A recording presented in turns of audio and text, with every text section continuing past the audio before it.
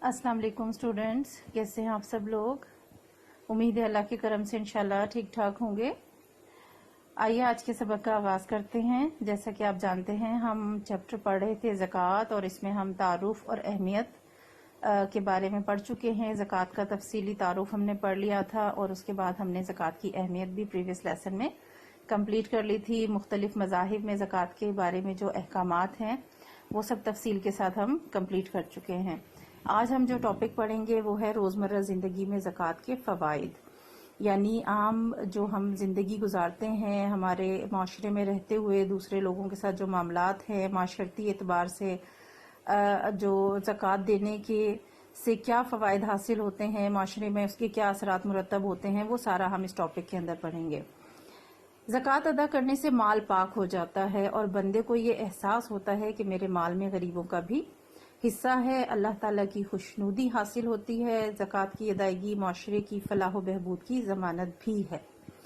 यानी ये तो एक ऐसा मामला है जो हमारे ईमान से ताल्लुक़ रखता है। यानी जब हम इस बात पे ईमान रखते हैं, अपने रब पर ईमान रखते हैं, अल्लाह ताला की वहदानियत पर ईमान रखते हैं, तो उसने जो हुक्म दिया है उस पर अमल करने पर हमारा पूरा ईमान होना चाहिए और हमारी पूरी कोशिश होनी चाहिए। और हमें मालूम होना चाहिए कि जब हम अल्लाह ताला के हुक्म को पूरा करेंगे, अपने रब के हुक्म पर अमल करेंगे, तो अल्लाह ताला हमसे खुश होगा और हमें खैर व बरकत अता करेगा। तो बिल्कुल इसी तरीके से जब हम अल्लाह के हुक्म के मुताबिक ज़कात अदा करते हैं, अपने माल में से वो रकम अदा करते हैं जो अल्लाह ने मखसूस की है गरीबों के लिए, तो उससे जो हमारा माल है, हमारी दौलत है, वो पाक हो जाती है। और उसके साथ साथ हमारे अंदर ये एहसास भी होता है कि हमारे पास जो मालो दौलत है वो सिर्फ हमारी नहीं है, बल्कि उसमें हमारे जो हमारे रिश्तेदार हैं या हमारे ज़रूरतमंद लोग हैं, हमारे मोहल्ले में रहने वाले तमाम इंसान आपस में भाई भाई हैं, और तमाम इंसान जो गरीब लोग हैं, जो मुहताज हैं, तो हमारी माल में, हमारी दौलत में उनका भी हिस्सा है। तो हमें हर वक्त ये चीज़ महसूस होती रहती है अगर हम बाकायदगी से ज़कात अदा करते हैं। इसके साथ साथ जब हम अल्लाह का हुक्म अदा करते हैं, पूरा करते हैं, हुक्म पर अमल करते हैं, तो अल्लाह ताला हमसे खुश होता है, हमें अल्लाह की रज़ा हासिल होती है। उसके अलावा एक और फ़ायदा क्या होता है कि जब हम ज़कात अदा करते हैं बाकायदगी से, तो माशरे में जो गरीब लोग हैं, मुहताज लोग हैं, उनकी ज़रूरतें पूरी होती हैं, उनके भी हालात में बेहतरी आती है। तो ये ज़कात जो है वो माशरे की फलाह और बहबूद की ज़ामिन होती है, ज़मानत देती है इस बात की कि जब हम ज़कात अदा करते हैं तो माशरे के अंदर जो है वो लोग बेहतर हालात में आ जाते हैं, उनकी गुर्बत, उनकी तंगी दूर हो जाती है। वो लोग जो मोहताज होने के बावजूद भीख नहीं मांगते, उनकी मदद का मौसर ज़रिया ज़कात है। यानी कुछ लोग तो हम माशरे में देखते हैं कि फ़कीर हैं, हमें गली मोहल्ले में, सड़कों पर, यहाँ वहाँ हर जगह बहुत सारे ऐसे लोग नज़र आते हैं जो भीख मांगते हैं।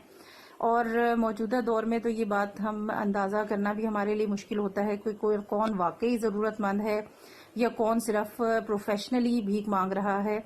लेकिन कुछ लोग माशरे में ऐसे भी होते हैं जो ज़रूरतमंद होते हैं, जो गरीब होते हैं, तंगी में होते हैं, लेकिन वो कभी भी किसी के आगे हाथ नहीं फैलाते और वो कोशिश करते हैं कि अपने आप को छुपा कर रखते हैं।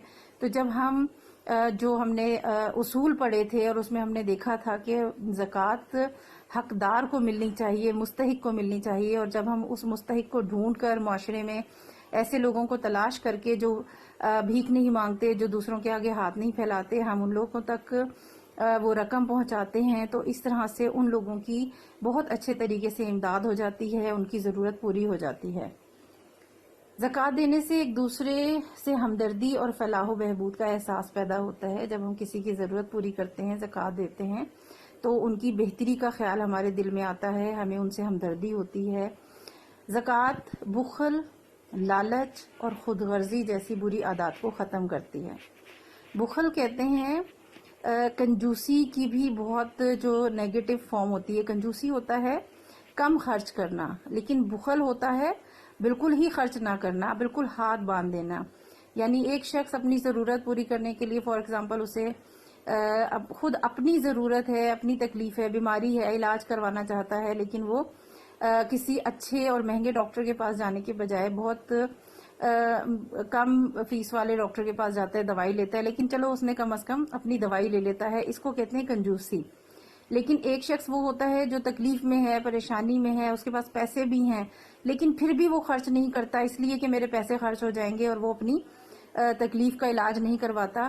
تو ایسے شخص کو اس چیز کو کہتے ہیں بخل، اور ایسے شخص کو کہتے ہیں بخیل، جو اپنی ضرورت پہ بھی خرچ نہ کرے اور پیسے کو بچا بچا کر جوڑ کر رکھے. اور یہ جو ہے وہ انتہائی غیر اخلاقی حرکت ہونے کے ساتھ ساتھ ایک برائی ہے، بری چیز ہے جس کی اسلام میں گنجائش نہیں ہے.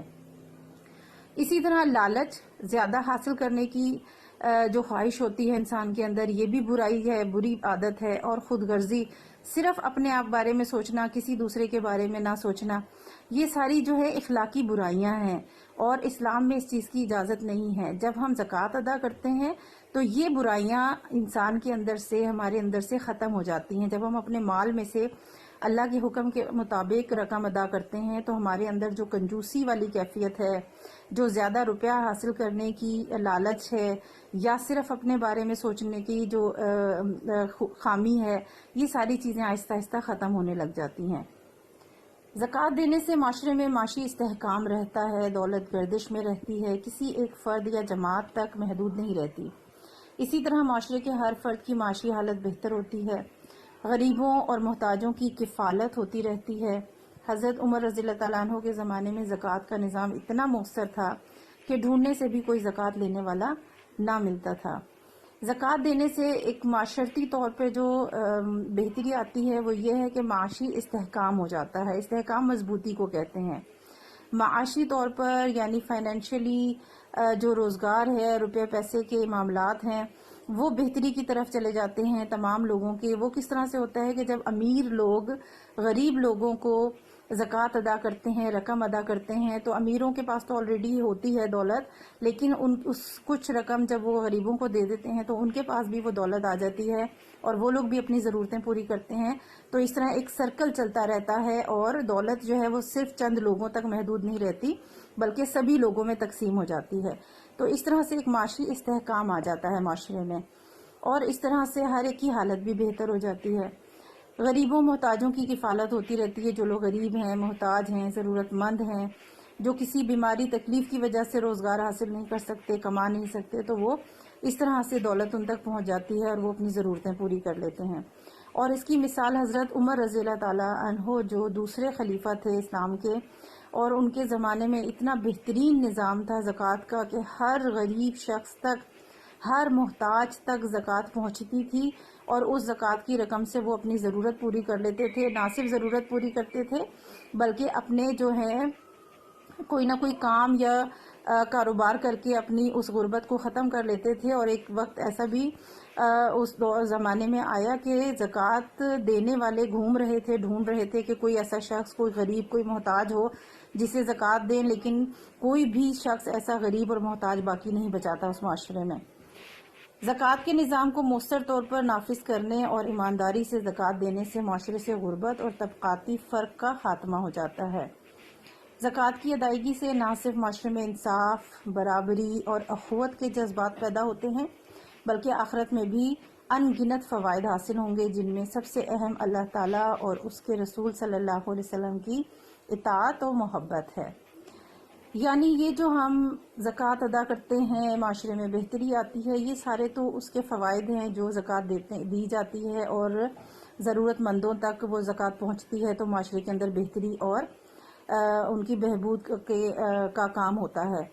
لیکن زکوٰۃ کو مؤثر طریقے سے، ہم اچھے طریقے سے اگر ہمارے ملک میں یا کسی بھی جگہ پر نافذ کیا جائے، زکوٰۃ کو لینا اور زکوٰۃ کو صحیح طور پر مستحق لوگوں تک پہنچا دینے سے معاشرے میں جہاں کہیں بھی غربت ہوتی ہے یا طبقاتی فرق، یعنی کہ ایک لوور کلاس ہے، لوور مڈل کلاس ہے، بہت اپر کلاس ہے، یعنی بہت امیر لوگ ہیں، بہت دولت مند ہیں اور کچھ بہت غریب ہیں، تو اس طرح سے جو ایک معاشرے میں فرق آ جاتا ہے، غریب الگ ہیں اور امیر الگ ہیں، تو وہ فرق آہستہ آہستہ ختم ہونا شروع ہو جاتا ہے. کس طرح کہ جب آہستہ آہستہ غربت کم ہوگی اور غریب لوگ بھی روپیہ حاصل کرنے کے بعد اور کاروبار یا اپنی روزگار حاصل کرنے کے بعد آہستہ آہستہ نارمل حالات کی طرف آ جاتے ہیں، تو پھر وہ فرق جو ہے جو امیر اور غریب کا ہے وہ ختم ہو جائے گا. زکوٰۃ کی ادائیگی سے معاشرے میں انصاف، برابری اور اخوت کہتے ہیں بھائی چارے کو، یعنی انسان مسلمان آپس میں تمام بھائی بھائی ہیں، ایک دوسرے کی دکھ درد کو شیئر کرنے والے ہیں. تو جب ہم زکوٰۃ کی ادائیگی کے لیے ضرورت مند اور مستحق افراد کو ڈھونڈتے ہیں، ان تک رقم پہنچاتے ہیں، ان کی ضرورت کو پوری کرتے ہیں، تو آپس میں پیار محبت کے جذبات پیدا ہوتے ہیں. اور نہ صرف دنیا میں، پھر آخرت میں بھی بے شمار فوائد جو ہیں وہ حاصل ہوں گے. اور ان میں سب سے بڑا فائدہ اللہ تعالیٰ کی خوشنودی ہے، اللہ تعالیٰ کی محبت اور رضا حاصل ہوگی، رسول صلی اللہ علیہ وسلم کی رضا حاصل ہوگی. تو یہ تھا لاسٹ ٹاپک چیپٹر زکوٰۃ کا. ایکسرسائز کے اکارڈنگ کوشچن اس ٹاپک سے ریلیٹڈ آپ کا ہے، روزمرہ زندگی میں زکوٰۃ کے فوائد بیان کریں. اس کے لیے ویسے تو تمام پیراگراف جو ہے ٹاپک فوائد سے ہی ریلیٹڈ ہے، لیکن میں آپ کو تھوڑا شارٹ کروا دوں گی. اس کے اندر آنسر میں سب سے پہلے جو فرسٹ پیراگراف ہے یہ ہم پورا لیں گے. زکوٰۃ ادا کرنے سے یہاں سے شروع ہوگا، آپ اسی طرح ہیڈنگ اوپر لکھیں گے، پہلی لائن سے شروع کریں گے اور 4th لائن تک لکھیں گے، ٹھیک ہے. اور یہاں تک لکھنے کے بعد اس میں آپ 2 جملے اور ایڈ کریں گے. بہت زیادہ میں لمبا نہیں کروں گی آنسر کو. اور وہ 2 جملے کون سے ہیں؟ آپ یہاں سے لیں گے زکوٰۃ یہاں تک کمپلیٹ ہو جائے گا، اس کے بعد آپ لکھیں گے، یہاں سے ایک جملہ لیں گے، زکوٰۃ دینے سے معاشرے سے غربت اور طبقاتی فرق کا خاتمہ ہو جاتا ہے. اور اس کے بعد دوسرا آپ لکھیں گے، معاشرے میں انصاف، برابری اور اخوت کے جذبات پیدا ہوتے ہیں. یہاں تک ٹھیک ہے، کیونکہ بہت لمبی لائنیں ہونے سے لانگ نہیں کرنا کوشچن. ہم نے فرسٹ پیراگراف 4 لائنز کا پورا لکھیں گے یہاں سے یہاں تک، اور اس کے بعد آپ 2 جملے اور ایڈ کریں گے اسی پیراگراف سے آگے. زکوٰۃ دینے سے معاشرے سے غربت اور طبقاتی فرق کا خاتمہ ہو سکتا ہے، اور معاشرے میں انصاف، برابری اور اخوت کے جذبات پیدا ہوتے ہیں. ٹھیک ہے جی، یہ آپ کا آج کا ہوم ورک ہے، آپ نے اس کو کمپلیٹ کرنا ہے، کاپی میں لکھنا ہے اور یاد کرنا ہے. اللہ حافظ.